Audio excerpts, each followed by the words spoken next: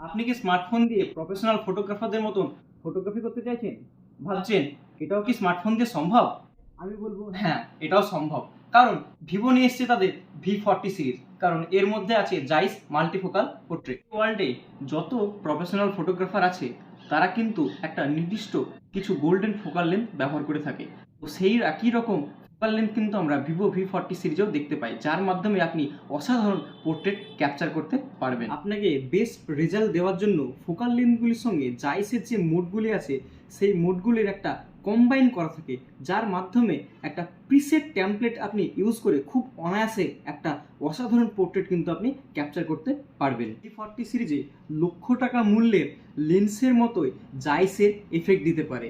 এর মাধ্যমে এক ট্যাপেই আপনার একটা ছবিকে করে তুলবে খুবই অসাধারণ। এই সিরিজে রয়েছে 5খানা focal length, 24mm, 35mm, 50mm, 85mm এবং 100mm। ফোকাল লেন্থ, ফ্লেয়ার এবং অ্যাম্বিয়েন্স এই তিনটের অসাধারণ কম্বিনেশন সম্ভব কিন্তু একটি ট্যাপের মাধ্যমেই। তাহলে আমরা এবার দেখে নেব যে আমরা এই প্রফেশনাল গ্রেডের পোর্ট্রেটটা আমরা কিভাবে ক্যাপচার করতে পারবো।